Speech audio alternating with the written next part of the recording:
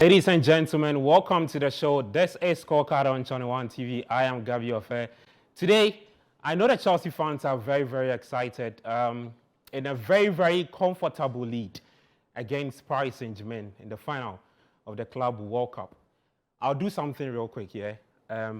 Boys, I mean, bring me the jersey. Just bring me the jersey for the Chelsea fans. It's all part of the intro. Yeah, my name is Gabi Ofe, but we have to do this. You see, what's there? Chelsea Football Club. Yeah, man. Producer, you see. If you pan the team, Chelsea Football Club. I'm not doing. You see, I did do for the Chelsea fans. Okay, guys, we are taking a quick break. When we come back, there's a lot more to discuss. We'll talk on the Wimbledon final, the men and the women singles.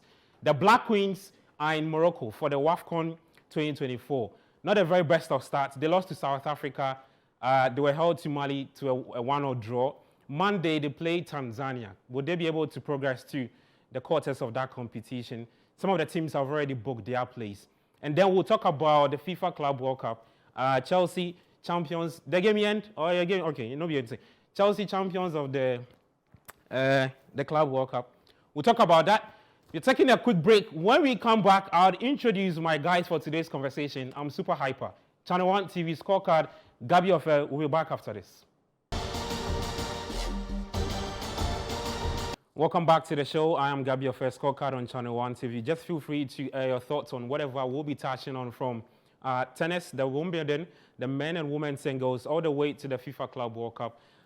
Heavy on today's list is also the WAFCON 2024. We'll touch on the Black Queens, their performance under their head coach, Kim Lars Bjørgren, who I don't think is good enough for the team. I don't know what the guys think about. Let me introduce them, my two guys, for today's conversation. I've got Emmanuel Nubo.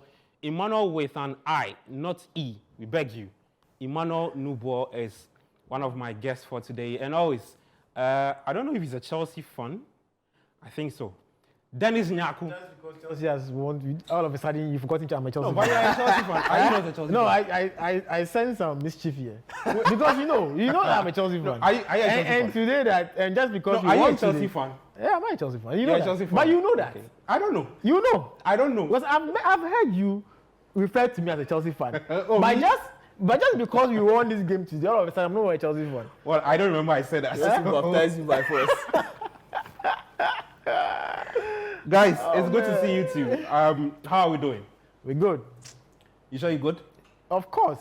You watched Is the there game? any better reason for me not to be good? I am good. I have to be good. Did you watch the game? Yes, I loved it.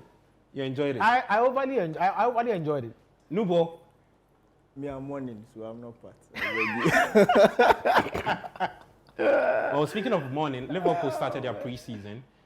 They beat Preston North End by 3-1. We'll touch on that. But let's start off with some tennis. We'll start off with the women's singles. Iga Swiatek beating Amanda Anisimova 6-love to win another Grand Slam title. So let's catch up the highlights. We'll come back and talk about the men's singles. Amanda Anisimova to win her 6th Grand Slam title. We're talking about Iga Swiatek. She's from Poland. And I think that she's one of the, maybe you want to say, one of the consistent tennis players when it comes to the women's singles. I think in the last couple of years, she's put herself in that space together with Coco Gauff. Guys, let me start off with you, Nubo. But who is your favorite tennis fan, though, in the women's singles? The women's, I think I like Coco. You like Coco? I like her vibe. You like her vibe? I like her vibe. Just the vibe? I like her vibe. The vibe, eh? Just the vibe. But okay. you like other things. Tell us what you like. Dennis, behave yourself. Let me start. No, but just talk to me about Iga Swiatek. Like I said, I think when you take care of Coco Gauff and maybe,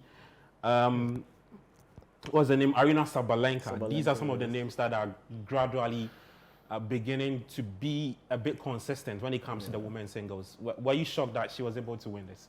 Well, I mean, with her opponents, she beat Sabalenka in the semi-final. Yeah. So, but that match really took long. I think it went 3 sets. Yeah, it dragged the third set was about 53 minutes. So that was a very strenuous or grueling game. But you barely expect a finals game to end in an hour, Yeah. especially 6-love as they say it. So total dominance from the Polish. That's where I was a bit surprised, because you think that in the final it's supposed to be a bit more competitive, supposed to be punch for punch, something of that nature. But it looks like women's tennis is coming to the fore. I would have thought Sabalenka would have gone to the final and then now made another statement like she did in the Roland Garros final, but that didn't happen. So, I mean, it's all well and good, but total dominance. Not expected in the final, if you ask Dennis? me. For this one, I think it was a whitewash, to be honest. So the moment Coco Gauff went out and then Sabalenka also followed, I was like, no, it's not like going to be a one-way traffic here, because the best final would have been probably between Swiatek and then maybe Sabalenka or maybe Coco. Maybe Coco. Because after Coco won the French Roland Open, Garros. I was expecting to have a clash like that in the Something so like it a was- rivalry building Exactly. up. So it was Yeah. actually building up after that Roland Garros win, but unfortunately, I don't know, it was due to fatigue, but Coco went out early, and then Sabalenka also went out subsequently. So the moment it got to the final, I knew she was going to win it. But what surprised me was the manner it was done. The fact that it was a total whitewash. Yeah, within just a few 57 minutes. Exactly. Yeah. So it was a good win for her, but for the neutrals, you expected much more than that. All right.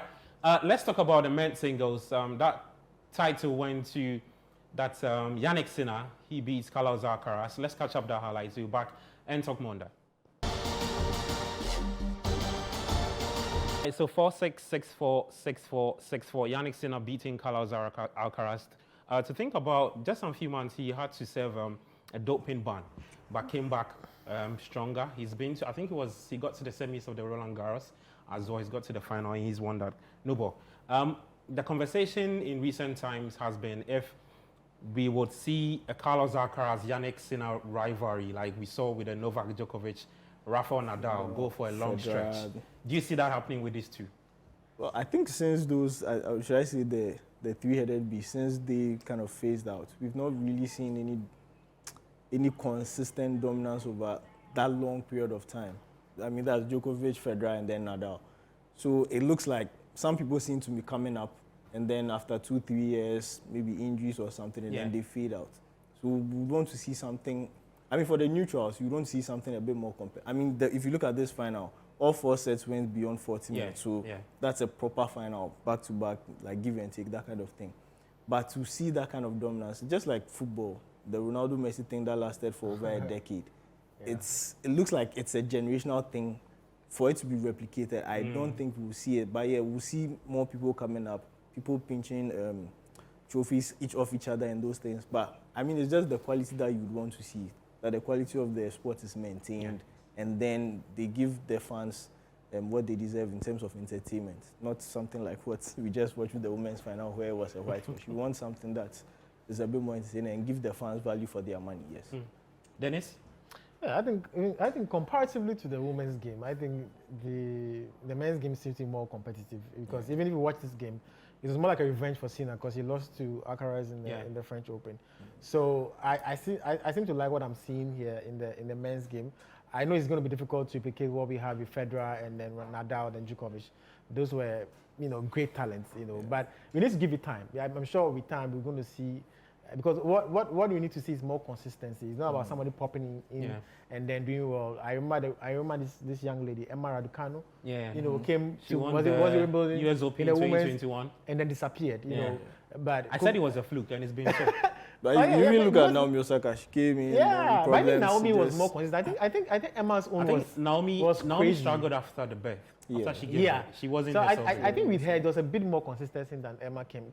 Emma coming in and winning, and everybody was thinking that she was so young and there was prospect, but we've not seen her again. So comparatively to the men's game, I think the women's game is less competitive in terms of having people in there to come and to dominate. I think post Williams, we've not I really agree. seen a I agree, because in the last dominant. in the last few Grand Slams that has happened, we've had about 2 unseeded tennis players. Yeah, I think there was one from Belarus, Barbora Kreshikova. Yeah. She came to win it. Even Arina Sabalenka, before she got herself into the seeded tennis woman, she was unseeded. Yeah. So I understand that Yeah. inconsistent bit of it. So that's it with the Wimbledon 2025 champions of the women's singles going to Iga Swiatek. and also for the men, Yannick Sinner winning that title. Let's see if they can actually defend it. Let's talk about the Black Queens, who are in action later tomorrow. Their head coach is Kim Lars Bjørgren. He's been saying a few things. He said, I think the latest quote from him is that he says this team can go all the way and win the title. Yeah, Nubo is laughing. I know he's laughing because I've watched the group stages and I've seen the quality on the parts of the Atlas Lionesses. I've seen the Copper Queens under Nora Kutla. I've seen the Senegalese. Yeah. I don't think the Black Queens are close to that quality I've seen. Guys, let me just take a quick thought before we hear from Kim Lars. Let me start off with you, Dennis. Yeah. Have you been impressed with the kind of football we've seen under Kim Lars Bjørgren? Listen, last week I was here and I did say when I was asked what I think that game was going to end, I said that the best for the Black Queens was going to be a draw because I didn't see them going past South Africa with what I've witnessed with under Lars. And you see, for me, the more and more I watch this Black Queens currently, it just makes me to ask questions. I ask myself how the GFA could not keep Nora. I still don't understand that. And you see, and looking at how, no, it doesn't make sense to me, to be honest, because she looked to be the shining light in those difficult times. Yeah. And even when she came into the Black Queens, they were actually struggling. They were struggling to qualify for the WAFCON. They were just all over the place. And she comes in, does a very good job. Even the funny part is that even in those times where the Black Stars were underperforming, the Black Queens seems to be the only shining national team at that point. Yeah. So especially what she was under the circumstances in which she was managing. And her performances were very visible. But to sit down and see how the GFA didn't see right to keep her, because I don't think we're supposed to pay her less than $10,000. Yeah. Yes. I think she was, so at the time she was taking, the GFA were paying her $5,000. And I hear what she was asking would have taken it to $7,000. And guess what? At Zambia, she's being paid $8,000. We were here when that we were here when that Zambia appointment happened. You remember we had that discussion. It started when we played them at the second leg of the Paris Olympic qualifiers. Yeah. When we went to Lusaka, and they told us on our Facebook stream that we'll come for your coach. Yeah. No, but it's even more ridiculous that Zambia was able to beat us to our own. But that's a serious country, if you ask me. But you see, and you call ourselves a football nation. Oh, we are not. That is the sad part of it, because if you are indeed a football nation, you should be priced out of retaining your coach that you feel, because it was obvious he was doing a great job. Yeah. And even the players were playing more. Even if fine, the tactical dispensation was obvious about how they were playing. Look at a team that was well coached. The pattern of play was there, but you could also see that they were playing for the coach. So you always see that fighting element in every game. But when you watch these games they are playing against South Africa, there was no extra zeal. You could see that they were struggling tactically. They were very open, because I don't think that was I've seen the South Africans play. I don't think that was their best game. Yeah. Because they are the defending champions. I've seen them play better games compared to what happened against Ghana. And for us to lose that game in the manner we did tells you that we are actually underperforming. And to make it worse, we couldn't go past Mali.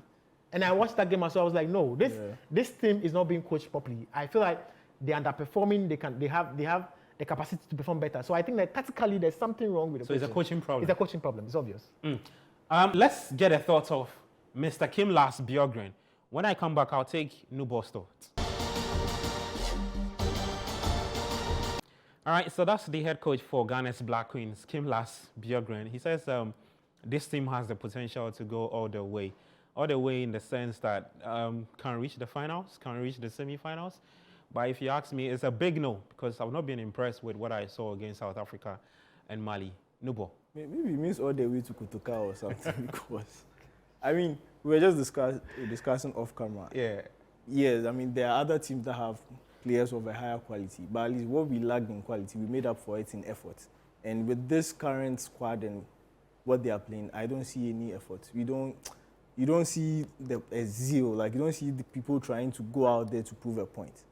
And that's worrisome for me, especially looking at how far down our game has gone now. I mean, those times Ghana used to make the women's final for fun. Yeah. Then it became a struggle to qualify. And then now when we get there, it's like, go and do well. We are not even being touted as favorites. He's talking about going far.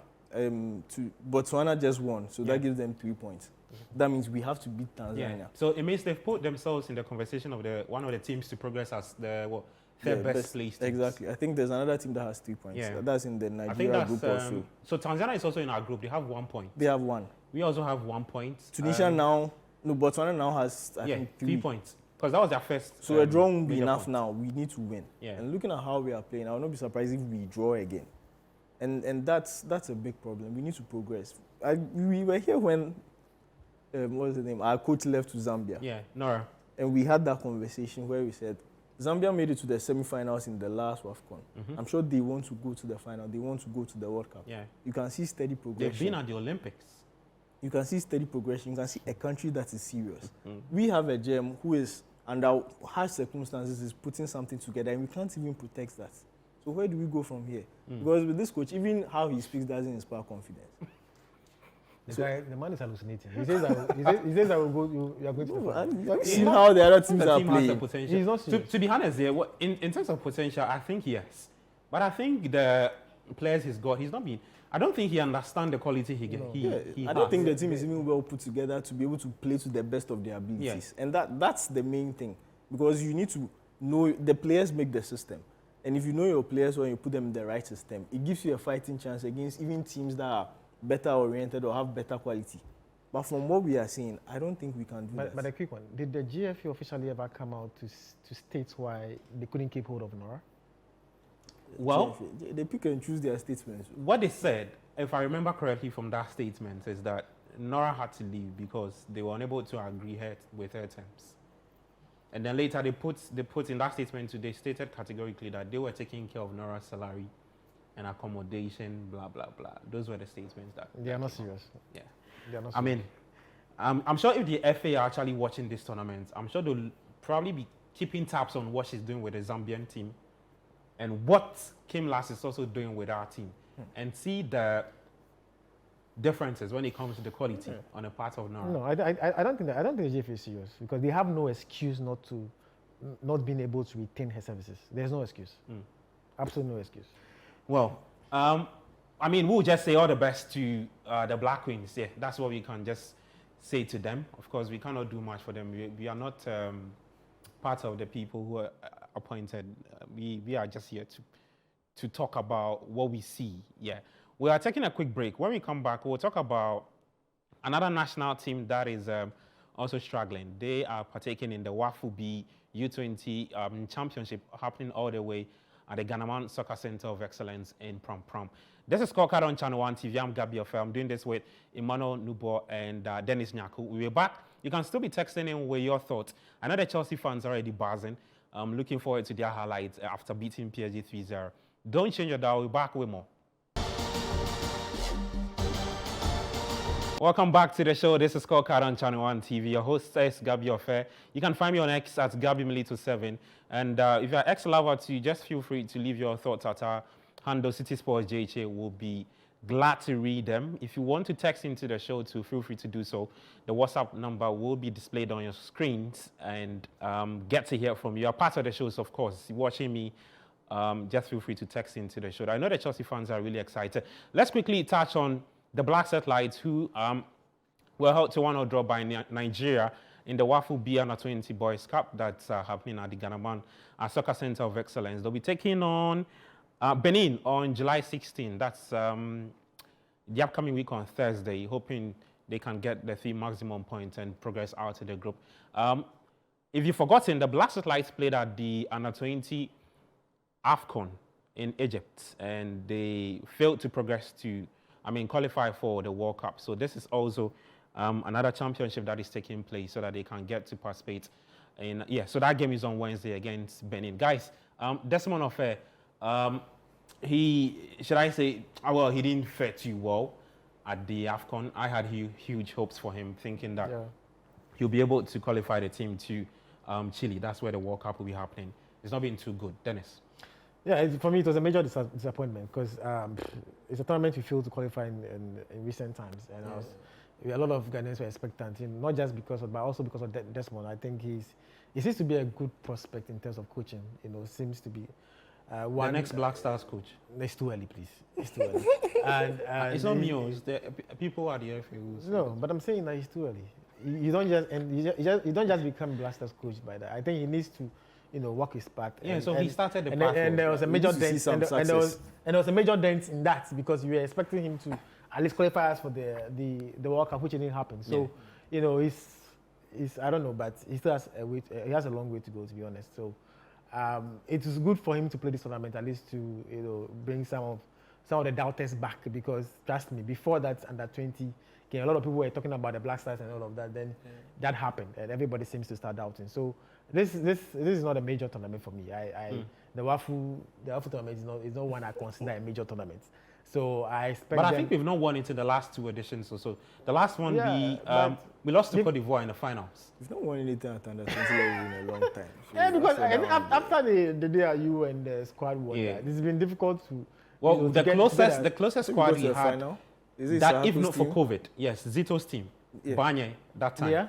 Yeah, Fatah came to Isaku. I think they got to the final. Yes, they won it. They won it in 2021. But Mauritania. yeah, but I think even in this game, I think the duel with Nigeria in the first game was not a bad start. Against any game in Nigeria is always difficult to play. So I think they just have to go and win that next game against Benin if they really want to make a major impact in the tournament. So I wish them all the best. I think it's also for this tournament like that, I think it's good for a lot of the young talents to also come out.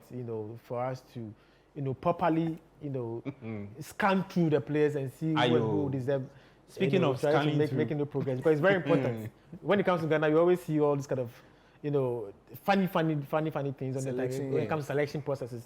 So we need to give merit to those who deserve it and watch critically for players that deserve the call up to the bigger stage. The bigger stage. Yeah. Okay, Nubo, you have anything to say for them? I think for football at that level, it's more of development and progression. And that's what... When a part of the world, we don't know that. So at that level, under 17, 20, even 22, we don't do that.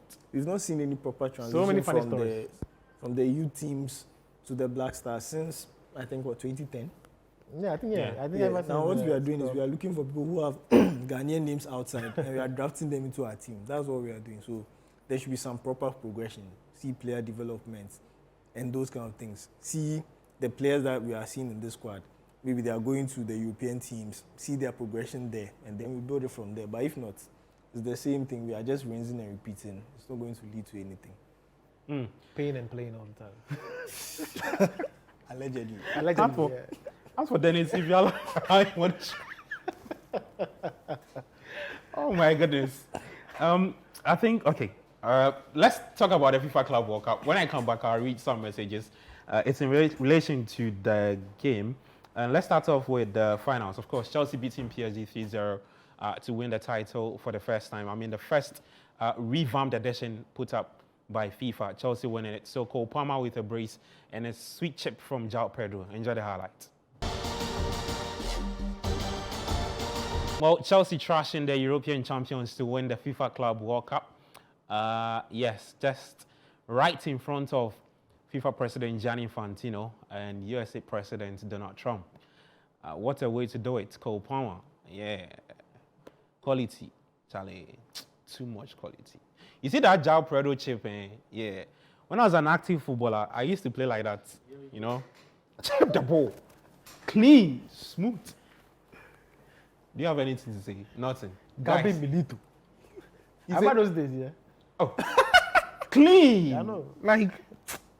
But unfortunately, I had an injury to my knee, so I couldn't continue my career, Yeah. But guys. But I'll be singing your praise by now. Charlie.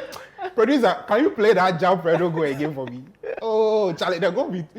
Oh, Charlie. Producer, I could say Mumu, Clean. The show not going to work, Hey, Chelsea fans. Guys, let's talk about. I don't even know where to start a conversation. But let's talk about Cole Palmer. Yeah, I think he's Producer, thank you. That's the goal. That's the goal. I used to play like Chip, calm, composure, steez, finish, technique, quality, and the Brazilian flair. Oh boy. This position where you playing? Charlie. You see, João Pedro just reminded me of when I used to be an active footballer. Just go to For Opinion, go and ask of Gabi Milito. I'll tell you my story. I'll investigate you. Hey, Theo, behave yourself. Let's talk about Kopama. Kopama, I think his quality has never been in doubt. Yeah. His first season at Chelsea, people thought, is he a one-season wonder? Last season, yes, he didn't hit the same heights, but the quality has never been in doubt, and he's showing that. If you give Kopama space and you give him time, if he finds himself in that half space on the right-hand side, he can make things happen. Either he's going to create a goal or he's going to finish it himself. And we saw that in the first 2 goals where I don't know how Enrique tactically allowed Kopama to have that much space and time to arrive in the box, and there was nobody tracking them because Gusto tried to. And you know, before the 2 goals, he had already taken 1 attempt. Yeah. But that was a bit elevated. Yeah, I think and it looked like it had gone in from some angles. So you look at Gusto, he gets the ball, tries to put the ball across, it doesn't go through. The ball comes back to him, he takes his time and slots it back. I'm asking myself, who is marking that run? Who is tracking that run? There should be someone. If you look at how technically good this midfield is, Neves, Vitinha, Fabian Ruiz, once you are on the transition, it's something, based on how high they play, I think that tactically they should have been coached, or they have been coached to know what to do when the transition is on. You stop the likely threats there. So once you stop the cross, the person who is arriving in the box is the most dangerous person. And that didn't happen. You look at the second goal, again, Kopama, space, time. Then and that even started from Robert Sanchez because Nuno Mendes was up. Exactly. I think the 2 goals all came from the right. I think all 3. All came 3 from that side. And over time, people have begun to realize that, okay, if you invite them onto you and you can get the ball in behind their fullbacks, yes, Neves is good. He has space to recover. But then, because of the way their backline shifts, you cause the centre-back to now be drawn out, and then that leaves more space for people to occupy the middle. But, I mean, tactically, I don't think we've seen Maresca this good in a very, very long while. And we've not seen anybody out-coach or out-coach Luis Enrique, I think, over the past 10 months, if you ask me. And it's something, there's another thing that PSG have been doing. And it's actually something they do in training. The first 15 minutes of games, most teams are using it to settle in, feel the ball, get into the groove of things, and then they pick it up. So if you look at even their Champions League run, especially from the round of 16 up to the final, majority of the time, within the first 15 minutes, PSG scores. Once they do that, it throws your game plan out the window. Oh, okay. And in your bid to try to equalize, you open up the game, they score 2, and then the game is dead. And they've been doing that for, I think, majority of this time. Up until the final, they hadn't conceded, I think. So they lost to Botafogo. Yes. So that's just 1-0. I think they Before had this loss. A goal difference of about plus 15 or so. And once Chelsea were able to go past the first 15, 20 minutes without conceding and score, it then gave them the chance. And then they built on it, and then they just killed the game. Dennis, I would love to hear from you on what you think. I think Nubo has highlighted some of the factors that led to PSG losing. But what are some of... I thought the defense was very lethargic for me. Listen, first of all, let me give a big bow to Maresca and the boys. You know, Maresca and the boys, they did it. You mean they did it? They did it. You know, let me be honest, This was shocking, Nobody saw this coming. Yeah. And I said last week here that if PSG was going to go past Real Madrid, they were going to win for the cup based on what we have seen from PSG. Yeah, there was a blip against Botafogo, but we've seen consistently how they've dealt with the opposition. And that level of intensity in their game was crazy. It was at a different level. Chelsea themselves have worked their part, winning games. We felt they were beating the relatively low size, but you see, all of that. But I don't want to buy into that narrative. Yes, you know, because the delta what was facts, in front but of you them. don't just open and buy the facts. But you see, obviously, from a neutral point of view, when you watch PSG play Real Madrid beat Bayern, you feel to believe that, of course, they had the most difficult part to follow. I think it's just normal and natural. But that is not to say that Chelsea didn't have a chance. But based on what PSG has done, everybody thought that. For me personally, I didn't expect. I had some wild predictions about Chelsea being run over, Chelsea beaten by 4-0. I didn't see that coming. I said that PSG was going to win by a narrow margin because I felt that Chelsea still had a good team to compete. But what Chelsea and Maresca did today was mind-blowing. They did to PSG what PSG had been doing to the other teams. Exactly. no space, aggression. You watch Caicedo in the first 15 minutes. Yeah. Because they were winning all the 50-50 balls. And The structure in which they were pressing. And I think they knew that. And it's also, I think, this underdog status with Chelsea, whenever everything's against them. You saw them against Bayern in that 2012 final. So this is the third time against a big opponent. Exactly. 2012, So 2021. I don't know that it's in the Chelsea DNA, but we've seen it happen sometime in the past.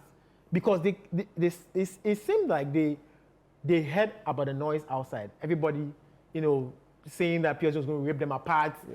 They were underdogs. I think 2 days or so to the final. Caicedo's leg was bandaged. A lot of things were happening. Videos So out there. I think you have to credit Maresca. He made the best out of that situation. Said that no, nobody expects you guys to win, so you just have to take advantage of it and win the game. And I think that if you talk about a level of effort and the kind of work they've done off the ball in the first 20 minutes was crazy, because even Juan Pedro, who was up front, was pressing consistently. Yeah. So I think the PSG team themselves were surprised because, and this is one more thing, I think that Luis Enrique, I think what he did was believing in his team and seeing what they had done from the start of the competition to now, and believing that they have a team that when they want to dominate, they will dominate the game without taking notice of the dangers Chelsea were going to pose. Yeah. That was very obvious because you mentioned Cole Palmer. Yeah. You could see from the game that there was not a proper plan to take care of his position in them, because he found himself very free in just outside the box. I think he had a first chance. He had on multiple occasions he had that chance. So you could see that they didn't actually plan for that. They felt that they have a team that was good enough to win the game. Whatever Chelsea and Chelsea capitalized on that to actually find a way to go past them. So I think that's the thing about football. Sometimes when we see that nothing is certain. It's just a one-off game. It's a one-off final. They have the quality. On a good day, they know how to turn it around, and that's what Chelsea did. So about moments. It's about moments, and they took advantage of it. And for them to, and I think 3 shots on target, and the ball was. I think all the shots they had on targets went into the post. So maybe if you take the Cole Palmer miss, I think so 4. Yeah. 4 shots on target, 3 scored, 3 on target. Exactly. So that the efficiency level was like 100%. Basically. So once it's on target, it was a goal. It was a goal. So I think PSG was shocked, but that's the thing about finals. You have to play to win. You have to be ready. It's not about what you did in the past. It's about what you do in the game. And Chelsea found a strategy to just. I've never seen Mendes this exposed. That he was losing 1v1 situation against Gusto. The same Gusto that my greetings to Christopher Nimley, saying that you go to the salon if after this game and all of that. So I greet Christopher wherever he is. Yeah. So it was good. It was good that. Chelsea found a way to bring coach's name in. My coach mentioned that. I heard coach say.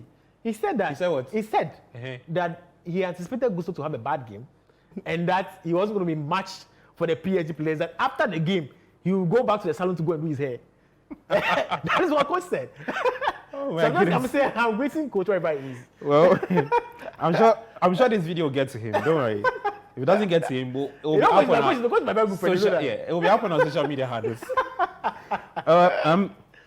We'll get to hear from Gianni Infantino. I mean, he's part of the brains around this revamped FIFA Club World Cup. But let me try and chip in some messages before we get to Mr. Gianni Infantino. This one says, good evening, guys. Beraldo was a weapon fashioned against PSG tonight. But to be fair, the whole team just didn't show up, especially for their front line. That Desiree Doué mess in the first half was a turning point for me. Kudos to Maresca. The game plan worked. The victory set the bar high for him going into the new season.